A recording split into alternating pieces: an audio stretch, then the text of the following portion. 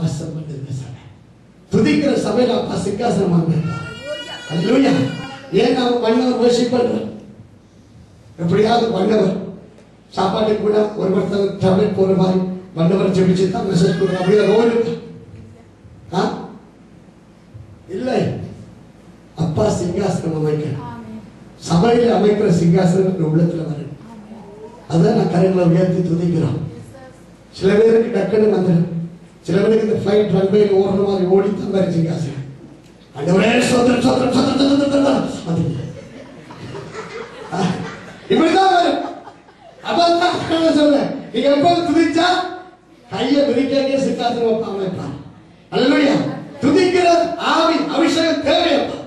சபைக்கு தேவை. சபை துதிக்கிற சபை தான் ஆண்டவருடைய வல்லமையை காணும். துதிக்கிற சபை தான் கர்த்தரை தரிசிக்கும். துதிக்கிற சபை தான் தேவனுடைய வல்லமையை பார்க்க முடியும். அதனாலதான் சொல்றேன், துதிக்கிற சபை தேவன் வாசம் பண்ணுகிற சபை, தேவன் இருக்கிற சபை. அல்லேலூயா. ரோமர்கள் நிருபம் அங்கே 1ஆம் அதிகாரத்தில் 24 வசனத்தில் பார்க்கிறோம். அவர்கள் தேவனை அறிந்தும், யார் அவர்கள்? தேவனை அறிந்தவர்கள் யார்? தேவனை அறிந்தவர்கள் யார்? நீங்களும் நானும் தான். வேதனை யார் என்று வேறு இல்ல. நீங்களும் நானும் தான் தேவனை அறிந்தவர்கள். சொல்லப்படுகிறது, அவர்கள் தேவனை அறிந்து அவரை தேவன் என்று மகிமைப்படுத்தாமலும் ஸ்தோத்திரியாமலும் தங்கள் சிந்தையினாலே வீணரானார்கள். உணர்வில்லாத அவருடைய இருதயம் இருளடைந்தது. அல்லேலூயா. தேவனை துதிக்காம, அவரை ஸ்தோத்திரியாம, அவரை மகிமைப்படுத்தாம இருப்பாயான அருமையான தேவனுடைய பிள்ளையே, உன்னுடைய இதயத்துல இருள் அடை. வேதம் சொல்லுகிறது, யோவான் சுவிசேஷத்தில் ஆண்டு சொல்லுகிறார், எந்த மனுஷனையும் வந்து பிரகாசிக்கப்படுகிற மெய்யான ஒளியாக இயேசு. இயேசு இதயத்தில் எப்ப இல்லாம போகிறார்? தேவனை துதியாம ஸ்தோத்திரியாம அவர் மகிமைப்படுத்தாம இருப்பாயானால் உன்னுடைய உள்ளத்தில் இருக்கிற இயேசு உன்னை விட்டு வெளியில போடுவார். இருளையும் இருள் பிசாசுடைய ராஜ்யத்தை குறிக்கிறது. அதனால வேதத்தில் பார்க்கிறோம், இருளுக்கு ஒளிக்கு சம்பந்தம். பேரியாரின் பிள்ளைக்கும் தேவனுடைய பிள்ளைக்கும் சம்பந்தம். அருமையான தேவனுடைய பிள்ளைகள், இந்த நாளில் நீ துதிப்பாயானால் உன்னுடைய இதயத்தில் இருக்கிற இருள் நீங்கி அப்பா வருவார், வெளிச்சத்தை கொண்டு வருவார். எந்த மனுஷனை பிரகாசிக்கப்படுகிற மெய்யான ஒளியாக இயேசுக்குள்ள வந்தா உன்னுடைய வாழ்வுடைய ஆசீர்வாதம், உன்னுடைய வாழ்வுடைய விடுதலை, உன்னுடைய வாழ்வுடைய நித்திய மீட்பு. துதி. பாருங்க, தேவன் அர்த்தம். அநேக தேவன் இருந்தவர்கள் வாயில் திறவுகளை திறக்க மாட்டாங்க, கைகளை உயர்த்த மாட்டாங்க. இப்படித்தான் நிற்பாங்க. அவங்களுக்கு நான் சொல்லுவேன், ஒரு நாளொன்று வரும், நான் கையை இப்படியே வைத்து அப்படியே சாத்தி ஒரு பொக்ஸ் வைத்து அப்படியே இப்படி போட்டு ஆண்டவர் வருவார். எக்கால விழுப்படும் எல்லோரும் விழுந்திருப்பார்கள், இவர் மட்டும் விழுந்திருக்கவே மாட்டார். அவர் உயர்த்த மாட்டார், சொத்தரிக்க மாட்டார், அவர் எழுந்திருக்கவும் மாட்டார். யோசிச்சு பாருங்க, அவரை துதியாமலும் சோத்தரியாமலும் வீணரானார்கள், தங்கள் சிந்தையாய் வீணரானார்கள். அவர் இருதயம் இருளடைந்தது. ஏன் நம்ம துதியுங்க, கரங்களை உயர்த்துங்க, அப்பாவை ஆராதிங்க சொல்லணும். அருமையான தேவனுடைய பிள்ளையே, நீ கர்த்தரை அறிந்து நித்திய நரகத்தில் போய்விடக்கூடாது. ஆராதியாமல் அவரை தொழுது கொள்ளாமல் அவரை மகிமைப்படுத்தாமல் இருப்பாயானால் நீ சபையில இருந்தும் ஆண்டவரை அறிந்தும் நீ தேவனுடைய மகிமைகளை பிரவேசிக்க முடியாது. இருள் இருள் பிசாசுடைய ராஜ்யம். இருள் அவனுடைய ஆளுகள். இருளடைந்தது என்றால் என்ன? தேவன் வாசம் பண்ண வேண்டிய இடத்துல அவன் வந்து விடுகிறான். வசனத்தை நல்ல வாரங்கள் பாருங்க.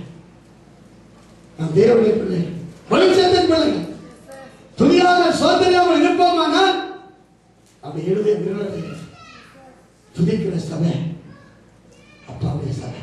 அல்லேலூயா. துதிக்கிற சபை தேவனுடைய சபை. மூன்றாவது காரியம், பேச போட நேரம் தேவை. நீங்க நேரத்தை பார்க்கிறீங்க, பைபிளை பார்க்கிறீங்க, எனக்கு கால் நிக்கலாம். அல்லேலூயா. மூன்றாவது காரியம், எபேசியர்கள் நிருபம் 5ஆம் அதிகாரம் 27ஆம் வசனம்.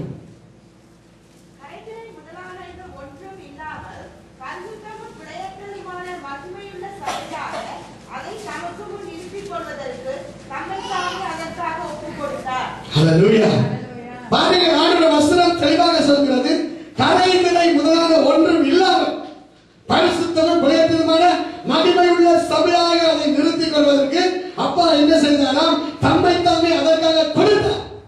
இயேசு கிறிஸ்துவின் ரத்தத்தினால் சம்பாதிக்கப்பட்டதுதான் சபை. பாஸ்டர்னாலேயோ மூப்பர்னாலேயோ டீக்கனாலே அல்ல. இந்த சபைக்கு இருக்கிற ஒவ்வொரு ஆத்துமாக்களுக்காக இயேசு கிறிஸ்து தன்னுடைய ரத்தத்தை சிந்தினார். ஒரு ஆள் தான் விளங்கினார். மற்றவெல்லாம் பாஸ்டருக்காக விளங்கினார். ஹல்லேலூயா. ஆண்டவர் ரத்தத்தால் சம்பாதிக்கப்பட்டது சபை. எதற்காக அப்பா சபையை பரிசுத்தமாக்கினார்? தன்னையே பலியாக்கி. எப்படிப்பட்ட சபையாக அப்பா சொல்லுகிறார்? கரை திரை முதலான. கரை என்றால் என்ன?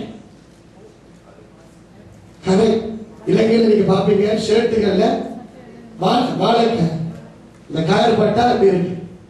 அதை கழுவி நான் நடக்கும், கரை போயிடும், கரை இருக்கு. அடையாளம். ஆண்டவர் சொல்லுகிறார், கரை திரை முதலான ஒன்றும் இல்லாமல் பரிசுத்தம். அப்ப சபை எப்படி இருக்கணும்? எப்படி இருக்கணும்? பரிசுத்தமா இல்ல. எப்படி இருக்கணும்? உறைந்த பனியை போல வெண்மையா இருக்கணும். Pure white church must be holy. பரிசுத்த சபையா இருக்கணும். ஆண்டவர் அதற்காக தன்னுடைய ஜீவனை கொடுத்திருக்கிறார், தன்னையே கொடுத்திருக்கிறார். சபை பரிசுத்தமா இருக்கணும். நான் ஏன் பரிசுத்தத்தை குறித்து அடிக்கடி பேசுறேன்? பரிசுத்தத்திலேயே வைராக்கியம் சொல்றேன். பரிசுத்தம் இல்லாமல் தேவனை தரிசிக்க முடியாது. பரிசுத்தம் இல்லாமல் தேவன் வாசம் பண்ணுவது இல்லை. ஏன்? நம்முடைய ஆண்டவராகிய இயேசு கிறிஸ்து பரிசுத்தர், பரிசுத்தர், பரிசுத்தர். பாவத்தை பார்க்காத சுத்த கண்ணர் நாம் ஆராதிக்கிற ஆண்டவராகிய இயேசு கிறிஸ்து. நீ பாவத்தோட விளையாடி தேவனுடைய பிள்ளையே தேவ சபையில் இருப்பாயானால் தேவன் உன்னோடு இடப்பட மாட்டார். அவர் நம்மை பரிசுத்தமாக்கின கர்த்தர். அவர் பரிசுத்தத்தில் வைராக்கியம் உள்ளவர். அங்கே பார்க்கிறோம் 1 கொலோசியர் புத்தகத்திலே 1 தெசலோனிக்கேயர் புத்தகம் 4ஆம் அதிகாரம் 7ஆம் வசனம். இங்கே பார்க்கிறோம், தேவன் நம்மை அசுத்தத்துக்கு அல்ல பரிசுத்தத்துக்கு அழைத்திருக்கிறார். கையெழுத்து சொல்லுங்க, அப்பா நம்மை பரிசுத்தத்துக்கு அழைத்திருக்கிறார். அப்பா நம்மை பரிசுத்தத்துக்கு அழைத்திருக்கிறார். லேவியராகமம் அங்கே பார்க்கிறோம் 20ஆம் அதிகாரம் 26ஆம் வசனத்தில் பார்க்கிறோம், அவர் என்ன மாதிரி எடுத்தார்? நம்மை ஆண்டவர் தமக்கென்று நம்மை உலகத்திலிருந்து வசனத்தை வாசிக்க சார். லேவியராகமம் 20ஆம் லேவியர் 20 26 பாருங்க. 20 26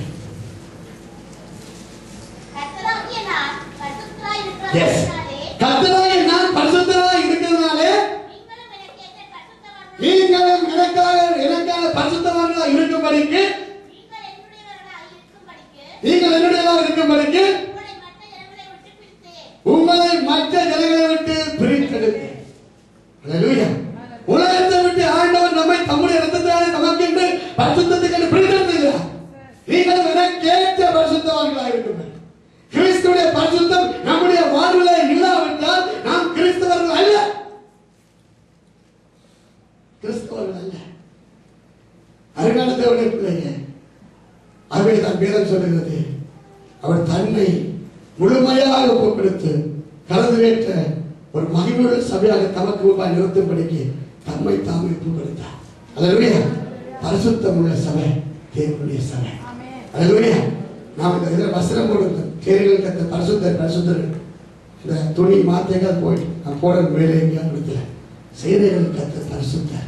பரிசுத்தர் தான் தேவனுடைய சபையுடைய அலங்காரம். நீங்க பார்க்கலாம், சங்கீத புத்தகம் 93 பாருங்க. 92 வசனத்தை வாசிக்க சிஸ்டர். 93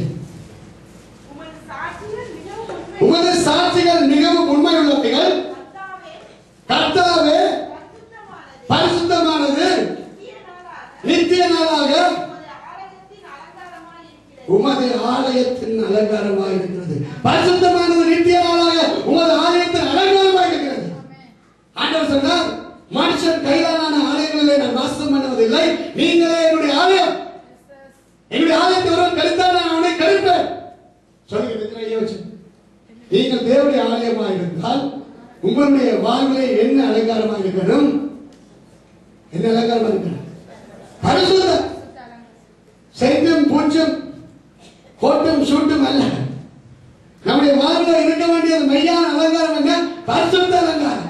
தேவனுடைய பிள்ளை நடக்கிறதுல பரிசுத்தம், பேசுறதுல பரிசுத்தம், திரும்புறதுல பரிசுத்தம், சாப்பிடுறதுல பரிசுத்தம். பரிசுத்தம் என்று சொல்லி அவர் மெசேஜ் நம்ம தொடங்கி நம்முடைய கர்த்தர் பரிசுத்தர் தொடங்கிட்டு விட்டு அந்த வருஷத்தை கொண்டு பண்ணுவார். அல்லேலூயா. இவைகளிலே நாம் பரிசுத்தமாக இருக்க வேண்டும். தேவன் இவைகளில் பரிசுத்தம் உள்ளவராக இருக்கிறார். அருமையான தேவனுடைய பிள்ளையே, நம்முடைய ஆண்டவர் அவர் பரிசுத்தத்தில் வைராக்கியம் உள்ளவர். ஆண்டவர் நாம் பரிசுத்தம் வந்து நமக்காக எதுவும் செய்வார். தெரியுமா? எதுவும் செய்வார்.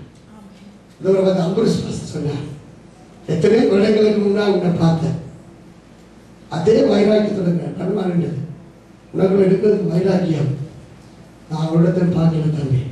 இப்படிதான் சொன்னேன். உன்னுடைய என்ன இருக்குதோ இல்லையோ இந்த வைராக்கியத்தினால கர்த்தரோடு இருக்கிறார்.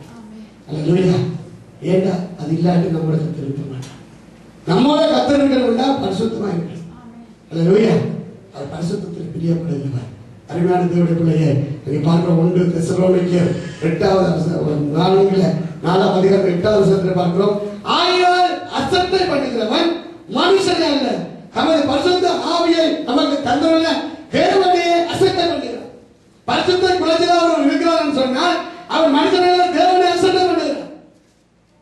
தேவனை அசட்டை பண்ணுகிறார். ஆண்டவர் சொன்னார், என்னை கனம் பண்ணுகிறவர்களை நான் கனம் பண்ணுவேன், என்னை அசட்டை பண்ணுகிறவர்களை நானும் அசட்டை பண்ணி விட்டு விடுவேன். பாருங்க, நம்ம பரிசுத்தத்தில் வைராக்கியமா சபையில பரிசுத்தம் எவ்வளவு மேலும். அதனாலதான் நான் சொல்றேன், நான் சில வேளையில சொல்றது பிள்ளைகளுக்கெல்லாம் சொல்றேன், மறை பிள்ளைகள்லாம் சொல்றேன், இந்த கண்டபடி கொடுக்க போறதுல அனுமதிக்கிறேன். இதுதான் தேவ சபை தேவ காரியங்களை நாம எவ்வளவு ஒழுங்கா இருக்கணும், எவ்வளவு நேர்த்தியா இருக்கணும். அதனாலதான் பிஜேபி சபையில இங்க வந்து சொன்னேன், இந்தியாவில் பார்க்குற மாதிரி ஒரு சபையில தான் வாழ பிள்ளைங்க இருக்கிறாங்க. வேறு வேறு சபையில பார்த்தேன், ரொம்ப பிரதாபம் இருக்குது சொன்னேன். இயேசு கிறிஸ்து சிலுவையில தொங்கிக்கிறதமா இருக்கிறாங்க சில பேர் என்று சொன்னேன். இயேசு கிறிஸ்து எப்படி சிலுவையில தொங்கிட்டார்? எப்படியப்பா தொங்கிட்டார்? சிரிக்கிறீங்க. அப்படித்தான் சில விசுவாசிகள் இருக்குன்னு சொன்னார். நம்முடைய நிர்வாணத்தை மறைக்க அவர் நிர்வாணியான நாம இன்னைக்கு தேவன் அறிந்தவன் நாம நிர்வாணியான பேஷன் நம்முடைய பரிசுத்தத்தை உள்ள வச்சு. அல்லேலூயா. அருமையான தேவனுடைய பிள்ளைகளே, கர்த்தர் பரிசுத்தர். எப்போது நம்முடைய வாழ்க்கையில பரிசுத்த வைராக்கியம் நமக்குள்ள இருக்கிற நம்முடைய உடைகள் நம்முடைய நடைகள் எல்லாமே தேவனுடைய பரிசுத்தம் விளங்கணும் என்று சொன்னால் அவருடைய பரிசுத்தம் அவருடைய ஆலயத்தில் நித்திய அலங்காரமா இருக்கிறது. தேவனுடைய பிள்ளை வித்தியாசமா இருக்க. இப்ப நாம உலகத்துக்கு போறோம், நல்லா கவனிச்சு பாருங்க. உலகத்து மனுஷனுக்கும் தேவனுடைய பிள்ளைக்கும் நான் வித்தியாசத்தை உண்டு பண்ணியிருக்கிறேன். நாம் அவங்கள மாதிரியே இருந்தா அவனுக்கு மனுக்கும் என்ன வித்தியாசம் யோசிச்சு பாருங்க. அவன் இப்படி வாலிப பிள்ளைங்க பாருங்க, இப்படி அங்க போறான், சொசைட்டி நான் பாருங்க காய்ச்சல் இங்க வந்து வெளியிட்டு அவன் இப்படி இப்படி போறான். நான் சொன்ன நிம்மதி வாரி நிப்பாட்டு இழுத்து விட்டுருவாங்க, இப்படி போறான். அதே மாதிரி பேஷன் சபைகளை எல்லாரும் இப்படி இப்படி வந்தா நான் டிக்கெட் போட மாட்டேன், சலவை போட வேண்டிய பர்பஸ் கட்டாங்க. எமர்ஜென்சி கேஸா வந்து கட்டிடுவோம். அப்படிதான் சரி. அப்ப ஆண்களுக்குள்ள எப்படி இருக்கணும் யோசிப்பாரு. ஆசாரியன் ஆறுவனுக்கு எப்படி அங்கி உள்ளங்கி வெளியங்கி எப்படி பட்டு எல்லா கட்டணங்களும் யோசிக்கப்பா சொன்னார். ஊழியர்கள் எப்படி இருக்க, விசுவாசம் எப்படி இருக்கு, வேத சொல்லப்பட்டிருக்கு. இந்த கதையில வெளியில அயன் பண்ணி போடுவாங்க, சேட்டுல தெரியும். ஆனா உள்ளங்கிகள் துவைக்கிறதே இல்லை. ஒரே அடி சென்று எடுத்து அடிச்சுட்டு சொசை எடுத்துட்டு அடிக்கிறார். காணப்படாத பரிசுத்தம் தேவனுடைய பிள்ளை எல்லாத்தையும் பரிசுத்தமா ஞாபகப்படாது எந்த காரியம். அல்லேலூயா. நான் பரிசுத்தத்தை தயவு செஞ்சீங்க நல்லா அறிவிக்க வாக்குறேன். அல்லேலூயா. பரிசுத்தம் அப்பா வாசம் பண்ணுற அப்பா உலாவுற இடம். ஆலயத்தில் எந்த அசுத்தியும் இருக்கக்கூடாது. இஸ்ரவேல் தேவர்கள் என்ன செய்தாங்க? 6 6 லட்சம் பேரை யோசிப்பாரு. அவன் பாளையத்துக்கு ஏதாவது அசுதி கழிதா எப்படி இருக்கு? பாளையமே நாட்டம் எடுத்தது. யோசிப்பாரு. இலங்கையில் இந்த ரிசர்ச் ஒழுங்காக கூட இன்னும் நடக்குது. ஒரே துர்நாற்றம். அப்ப 6 லட்சம் விட 6 லட்சம் புருஷன்மாருன்னா 6 லட்சத்துக்கு புருஷன்மாருக்கு பெஞ்சாலுங்க யோசிப்பாரு. ஒரு தடவை அங்க அந்த நாள்ல 1 வச்சுதான் 2 வச்சுதான் தெரியல. அப்ப பிள்ளைகள் ஒரு 2 பிள்ளைங்க 6 லட்சம், அது ஒரு 2 பிள்ளைங்க, அது 12,000 லட்சம். பாரு எத்தனை பேர் கிட்டத்தட்ட வேத ஆராய்ச்சி 30 லட்சத்துக்கிட்ட இருந்திருப்பாங்க. அப்ப 30 லட்சம் பேர் ஒரு பாளையத்துக்கு இருந்து நான் சொல்றேன், பாளையம் அசுஸ்திப்படாதபடி பரிசுத்தமா காத்துக்கணும். எல்லாம் விடியவர்களுக்கு போக்கில் எங்க மயக்கணக்கா போயிருப்பாங்க. என்ன விளக்கிச்சு விளங்கிடும் கத்தர் வாசம் பரிசுத்தமா இருக்கணும். அப்ப எல்லாத்தையும் பரிசுத்தம். அதான் நான் சொல்றேன். வீட்டுல போஷமுக போனா விழுந்து படுக்கிறவா இருக்கணும். காலை இப்படி வருகிறவா இருக்கக்கூடாது. வெள்ளப்பெருக்கு அந்த போஷம் எல்லாம் நீட்டா இருக்கணும். நான் முன் சொன்னேன், சொல்லாம வருவேன் வீடு. அல்லேலூயா. எல்லாத்திலும் கவனமா இருக்கணும். தேவனுடைய பிள்ளைகள் பரிசுத்தமா இருக்கணும். பரிசுத்த வைராக்கியம். தேவனுடைய சபையில அப்பாவுடைய பரிசுத்த பிள்ளைகள், அதுதான் அப்பாவுடைய சபை.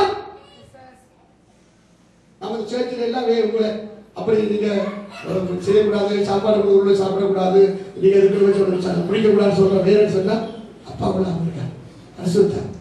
அதை நாம இஷ்டம் போல நடக்கக்கூடாது, இஷ்டம் போல காரியங்களை செய்யக்கூடாது. பிள்ளைகளுக்கு நீங்க டீச் பண்ணணும். கர்த்தர் உணவு நடந்து எப்படி இருக்கணும் பிள்ளைகள் சொல்ல. அவர் இரக்கம் நிறைந்தவர், அவர் கிருபை உள்ளவர், பார்த்து பாராம போவார். பரிசுத்தத்தில் அப்படி இருக்க மாட்டார். பரிசுத்த குலைச்சல் வந்துட்டாலே அப்பா கடுங்கோவமா போயிடுவார். ரொம்ப கவனமா இருக்கார். எப்போது தேவனுடைய பிள்ளை பரிசுத்தத்தை குறித்து வைராக்கியம். இஸ்ரவேல் ஜனங்கள் விபச்சார பாவம் செய்த போது ஒரே நாள் எத்தனை பேர் மனுஷன் போனாங்க? 3000 பேர் மனுஷன் போனாங்க. நீங்கள் அவர்களிடத்தில் கற்றுக்கொள்ளுங்கள். 3000 பேர் விபச்சார பாவம் ஒரே நாள் 3000 பேர் மனுத்து போனாங்க. பரிசுத்தம்.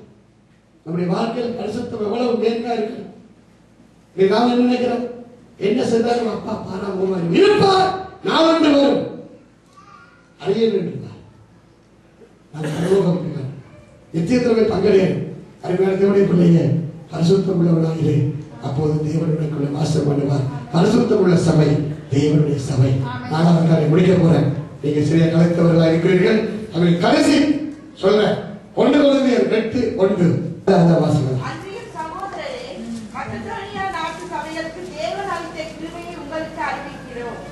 அவர்கள் மிகுந்த உபத்திரத்திலே சோதிக்கப்படுகையில் கொடிய தரிசனமுடையவர்களாய் இருந்தும் தங்கள் பரிபூர்ண சந்தோஷத்தினாலே மிகுந்த உதாரத்துவமாய் கொடுத்தார்கள். மேலும் அவர்கள் தங்கள் திராணிக்கு தக்கதாகவும் தங்கள் திராணிக்கு மிஞ்சியும் கொடுக்க தாங்களே மனதுள்ளவர்களாய் இருந்தார் என்பதற்கு நான் சாட்சியாய் இருக்கிறேன்.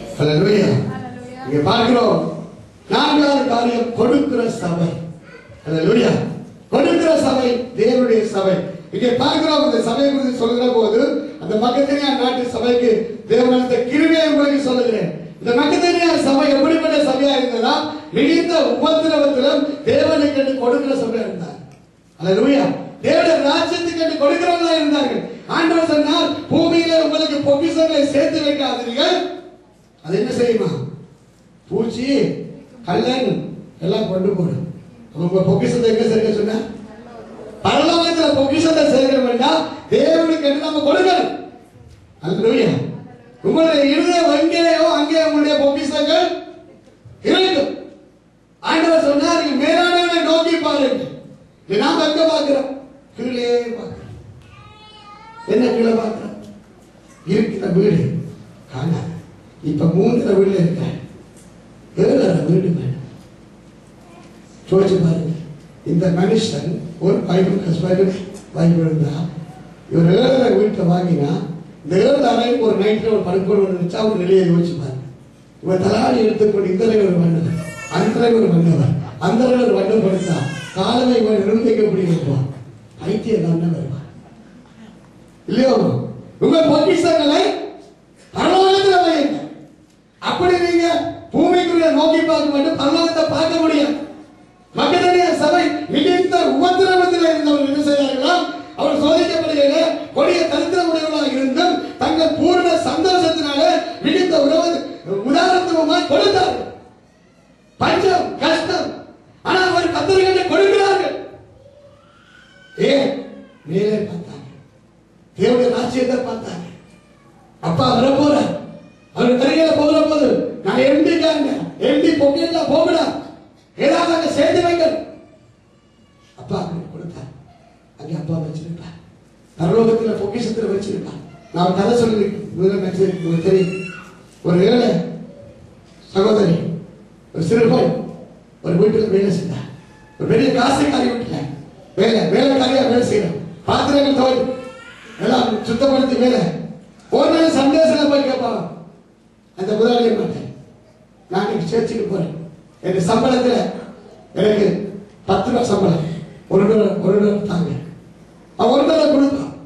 ஒரு நாள் கேட்டா அந்த வேலைக்காரமா, ஏன் நீ ஒரு நாள் அந்த ஒரு சட்டை 1 ரூபாய்க்கிறேன், சேர்ச்சுக்கு கொண்டு கொடுக்குறேன். அப்ப இந்த வேலைக்காரன் கேட்டா அந்த அம்மா 1 ரூபாயை கொடுக்குறேன். இல்ல, தேவனுடைய ராஜ்யத்துல நான் இன்வெஸ்ட் பண்றேன். அப்ப அவ கேட்டான், வேலைக்காரிக்கு பரலோகத்துல இன்வெஸ்ட்மெண்ட் என்று சொல்லிட்டு சொன்னாவா, சரி நீ போய் எனக்கு ஒரு 5 ரூபாய் போடும், 5 ரூபாய் கொடுப்போம். அவன் இவன் கொண்டு போய் அந்த 5 ரூபாய் இது என்னுடைய வேலைக்காரிக்கு, என்னுடைய எஜமாட்டி இதே காசு போடுவான். ஒரு நாள் வந்தது, சூறாவளி எடுத்து முடிஞ்சு 2 பேரும் சொல்லிட்டாங்க. தேவதூதன் வந்து 2 பேரை கூட்டிட்டு வரான். வேலைக்காரி பார்க்கிறான், நீ என்னோட கூட வர. தேவதூதன் கூட்டிக் கொண்டு போறான். கூட்டிக் கொண்டு போய் பரலோகத்துல வேலைக்காரன் வீட்டை காட்டினான். பெரிய மாளிகை, இதுதான் உனக்கு வீடு. அப்பா ஏசப்பா கட்டின வீடு. இந்த வேலைக்காரன் எனக்கு ஒன்று கேட்டு சந்தோஷம் தாங்க முடியாது. துள்ளுறாள் பாடுறாள், இப்படி பெரிய வீடு மாளிகை இது உனக்கு கட்டினது. அப்ப இவன் நினைக்கிறா, பணக்காரம்மா இந்த வேலைக்காரிக்கே இப்படி பெரிய வீடு, எனக்கு இவ்வளவு பெருசா இருக்கு, பெரிய வீடா இருக்கு, கூட்டிட்டு சொன்னாவா எட்ட வட்டே வந்து வா. வேலைக்காரியை கேட்கிறா, இவங்க சரியா போடா, இதை போட அவன் சின்ன கூட்டு. அப்ப இது என்னுடைய வீடு கேட்டா, நீ போட்ட காசுக்கு இதைத்தான் கட்ட முடிச்சு இப்படி சொன்ன. அதிகம் இருந்ததை கொடுங்க, அவர் கொஞ்சம் இருந்து நிலவாய் கத்தரை கொடுத்தார். பாருங்க, அப்பா பரலோகத்தில் நமக்கு பொக்கிஷங்களை நாம் சேர்க்கிற போது நமக்கு கட்டுகிறார். அல்லேலூயா. பரலோகத்தில் உங்களுக்கு அங்கே என்ன சொல்கிறார்? உங்கள் பொக்கிஷங்களை பரலோகத்தில் சேர்த்து வைங்க. அல்லேலூயா. நான் போகிறவங்க அங்கே நமக்கு உண்டாகிறீர்கள். இந்த பண்டிகை ஒரு நாள் மேல பாராது, இப்படி நீ பார்த்து பண்டிகை இப்படி 2 நாள் பார்த்து இல்லை கலந்துருக்காது, இப்படிதான் ஒரு நாள் கீழே பார்க்க அதை கொள்ளுறதுக்கு 4 காலம் கட்டி இப்படி திருப்பிடுவான். உடைய மேல வந்து கொண்டு அப்படிதான் அன்னைய விசுவாசி உயிரோடு இருக்க மட்டும் மேல பார்க்கிறது, ராஜ்யத்தை பார்க்கறதில்லை. செத்து முடியத்தான் ஆண்டவரே என்னை எடுத்து நடக்காது. நல்லா கவனிங்க, இருக்கே இல்லையே ராஜ்யத்தை கொடுத்தவார். ஆபிரகாமுடைய வாழ்வை பார்க்கிறோம். ஆபிரகாம் பூமி தாங்கக்கூடாத செல்வனாக இருந்தார். ஆனால் அவர் பலிபீடத்தை கட்டினால் தனக்கோ கூடாரம் போட்டார். நிலையில்லாதவர். ஆண்டவர் தனக்கு பரலோகத்தில் வீடு வைத்திருக்கிறார் சொல்லி அவர் பூமியில பரதேசியாக இருந்தார். பரிசுத்தவான்களை பார்க்கிற போது அவர்கள் பூமியில பரதேசிகளாக இருந்தார். பேதுரு ஐயா சபையில் பேசுகிறவர் சொல்கிறார், பார்த்து பரிசுத்தவான்களாகிய பரதேசிகளுக்கு சொல்லுறதா. நான் ஒரு நாள் சண்டை வந்து பரதேசிகளுக்கு நான் சொல்லுறதா அடுத்த நாளே வரமாட்டேன் கொடுத்தார். எப்ப பார்த்தாலும் பரதேசி பண்றது. ஆனா அப்படிதான் பைபிள்ல பேசப்படுது. பரதேசிகளுக்கு சொல்லுறாங்க நிலையில்லாத வாழ்வு, பூமியில கொஞ்ச கால வாழ்வு, நிலைக்கிற வாழ்வு பரலோகத்துல நிலையுள்ள வாழ்வு. உன்னுடைய வாசத்துல நீ பிரவேசிப்பதானால் பூமியில அதற்காக கிரியை செய்ய வேண்டும். அப்பாவை கொடு, அப்பாக்காக ஆத்மாக்களை ஆதாயப்படுத்து. நித்திய வீட்டில் போகிற போது நாம் ஒருவர் மற்றவர்களால் போகாதபடி நமக்கு அநேகம் உண்டாயிருக்கும் படிக்கு இந்த பூமியில் அழிந்து போற ஆத்மாக்கள் ஆதாயப்படுத்து. வேதம் சொல்றது அங்கே ஒருவர் உண்டாயில்லாதபடிக்கு நாம் போகக்கூடாது. அநேகர் உண்டாயிருக்கிறதுக்கு தான் பூமியில் அவர்கள் சம்பாதிக்கிறார். அல்லேலூயா. வர்ற போது நான் சொல்ல முடியும், இவங்கெல்லாம் என்னுடைய சகோதரன். நான் சொன்ன நேற்று கொம்மினியர்கள் நம்முடைய பிதாவுக்கு நாம் பிள்ளைகள், நம்ம சகோதரன். அங்கே இருக்கு இந்த உறவு. இங்கே ரத்த ஒருத்தர் சொல்றாங்க, மாமி சத்தியப்படி சகோதரன் சொல்றாங்க, அவங்க ரசிக்கப்படாம இல்லாவிட்டா பூமியில முடிச்சு நித்தியத்தில் நம்ம அவங்களை காண மாட்டோம். இது நிலைநிற்கிற நித்தியத்துக்காக நாம் வாழணும். அல்லேலூயா. அருமையானவருடைய பிள்ளைய அநேக காரியங்கள் இருக்கிறது. ஆனால் நான் இதோட முடிக்கிறேன். 10-15 காரியத்தில் செய்கிறேன். தரிசனமுள்ள சபை, தேவனுக்கு எழுந்து நிற்கிற சபை, உதாரணமாக கொடுக்கிற சபை, ஊழியர்களை உருவாக்குற சபை, அநேகம் இருக்கு. நம்முடைய சபையில கர்த்தர் வேலை செய்கிறார். நான் இந்த துணிவாக எப்படி பேசுறேன் என்று சொன்னா இல்லாத பேசல, இருக்கிறத பேசுறேன். இல்லையா? இயேசு கிறிஸ்து சொன்னதை செய்தார், செய்ததை பேசினார். அவருடைய பிள்ளைகள் மேல அப்படித்தான். நான் அடிக்கடி சொல்றேன், இந்த வருஷத்துல கல்ல போடுங்க. ஏன் போட சொல்றேன்? நம்முடைய வாழ்க்கையில தவறு இருந்தால் நம்ம திருத்திக் கொள்ளணும். கிறிஸ்தவனுக்கு அந்த பண்பு மேன்மையானது. இல்லையா? நம்ம சபைகளிலேயோ நம்முடைய வாழ்விலையோ தவறுகள் திருத்தப்பட்டு மகிமைக்குள்ள போறதான் மருவம். அடுத்த ஆண்டு மருவத்தினாங்க அறிவிக்க போறோம். அப்பாடு சமத்துல கொடுக்க போறோம். நன்றி ஆண்டவரே. கர்த்தாவே, தேவ சபை, தேவன் வாசம் பண்ணுகிற சபை, அவருடைய சபை என்ன? முதலாவது ஜெபிக்கிற சபை, தேவனுடைய சபை. நாம் ஜெபிக்கிறவர்களாய் காணப்பட வேண்டும். அது மட்டுமல்ல, துதிக்கிற சபை, தேவனுடைய சபை. நாம் துதிக்கிறவர்களாய் இருக்க வேண்டும். அது மட்டுமல்ல, பரிசுத்தம் உள்ளது தேவனுடைய சபை. அவர் பரிசுத்தர். நாம் பரிசுத்தமாய் வாழுகிற போது அதிலே தேவன் பிரியமாய் இருக்கிறார். அதற்கான தேவனுடைய பிள்ளையை கொடுக்கிற சபை, தேவனுடைய சபை. நாம் கொடுக்கிற சபையா இருக்கு. இந்த சபையை கட்டுற போது, இந்த சபையுடைய கட்டிடங்களை வாங்குற போது நம்மிடத்துல $1 காசு இல்லை. இந்த சபை கொடுத்ததுனால, இந்த சபையின் பிள்ளைகள் தங்களை உதாரணத்துவமாய் தேவனுக்கு அர்ப்பணித்ததுனால இன்னைக்கு இப்படி ஒரு ஆலயத்தை நாம் ஆராதிக்கிறோம். நான் இன்றைக்கு அதுக்காக கண்ணீர் வரேன். இந்த சபையில் இருக்கிற பிள்ளைகளும் எவ்வளவு உதாரணத்துவ கொடுத்தாங்க. எத்தனை பேர் தங்களுடைய நகைகளை வித்து கொண்டு கொடுத்தாங்க. கல்யாணத்துக்கு பிள்ளைகள் வைத்திருந்த நகைகளை கொண்டு கொடுத்தாங்க. எத்தனை பேர் கிரெடிட் கார்டுகளை கொண்டு கொடுத்து ஆண்டவருடைய ராஜ்யத்தை கட்டுவதற்கு தங்களை அர்ப்பணித்தாங்க. எத்தனை பேர் தாங்கள் சேமிப்பில் வச்சிருந்த காசு எல்லாம் விட்டு கொடுத்தாங்க. எத்தனை பேர் லோன் எடுத்து கொடுத்திருக்கிறாங்க. ஆண்டவருடைய சபை கட்டப்பட்ட அப்பாவுடைய வீடுல நன்மை உண்டாக இந்த பூமியில் அவர்கள் மில்லியனர் வீட்டை நான் கட்டணும். அப்போதான் பரலோகத்தில் நமக்கு கட்டுவார் என்று விசுவாசத்தை கொடுத்தார். நான் என்று சொல்றேன், கொடுக்கிற சபை தேவனுடைய சபை. தேவனுக்கு கொடுக்கிற போது அப்பா நம்ம நிறைவாக ஆசீர்வதிக்கிறார். அருமையான தேவனுடைய பிள்ளையே, உங்களை கரை குறித்து சொல்லுங்க. ஆண்டவரே, உடைய சர்வீக சபைக்காய் ஸ்தோத்திரம். இந்த சபையில் நீங்கள் அங்கமாக வைத்திருக்கிறீர்களே ஸ்தோத்திரம். ஆண்டவரே, இந்த சபையில மணவாளனாகிய இயேசு கிறிஸ்து வருவதற்கு மணவாட்டியால் கலந்துரை இல்லாமல் எங்களை காத்துக் கொண்டிருக்கிறீர்களே ஸ்தோத்திரம். உங்களுடைய வார்த்தையை அனுப்பிக்கத்தாவே அனுதினம் உங்களுடைய சர்வமாகிய சபை மகிமைப்பட ஐயா வருகிற ஆண்டுல மகிமைகளை கலந்து கொண்டிருந்தாய். இந்த நாட்களை எங்களை சிறப்படுத்தி ஐயா எங்களை உங்களை ஐயா அடி சுவடியில நடந்து வர கிருபை செய்யுங்களே. ஸ்தோத்திரம் ஆண்டவரே, உடைய வருகைக்காக இருக்கிற சபை உங்களுடைய மனமாட்டி சபை, உங்களுடைய சபை கத்தாவே உங்களுடைய வருகைக்காக இறங்குகிறோம். உங்களுடைய வருகைக்காக எங்களை ஆயத்தப்படுத்துகிறோம், மற்றவர்களையும் ஆயத்தப்படுத்துகிறோம். ஆண்டவரே, எங்களுக்கு சொல்லி சென்றதை உண்மையாய் உத்தமமாய் இந்த பூமியில நிறைவேற்ற உடைய சொந்தமாகிய சபையில் நினைத்திருந்து உமக்காய் கிரியை செய்ய நன்றி ராஜா, நன்றி ஐயா. ராஜா வருகிறார், ஆயத்தமாவோம். இயேசு வருகிறார், எதிர்கொண்டு செல்லுவோம். ராஜா வருகிறார், ஆயத்தமாவோம். ராஜா வருகிறார், ஆயத்தமாவோம். இயேசு வருகிறார், எதிர்கொண்டு செல்லுவோம். நம்பர் இயேசு வருகிறார், எதிர்கொண்டு செல்லுவோம். பள்ளங்கள் எல்லாம் நிரம்பிட வேண்டும், மலைகள் குன்றுகள் தகர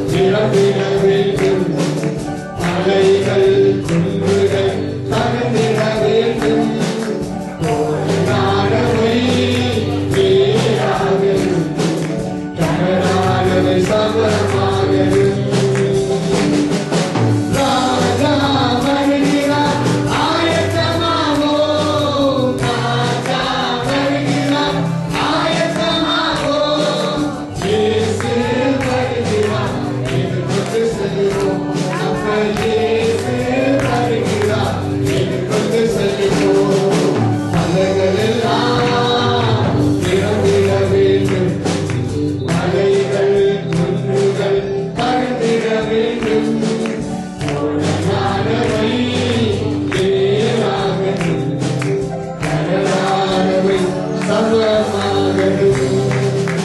அன்பு மகாவிடக்கிற பரலோகத்தின் பிதாவே, இந்த நாளிலுமாய் உங்களுடைய சமூகத்தில் வந்த ஒவ்வொரு பிள்ளைகளுக்காய் கொண்டாடி செல்கிறேன்.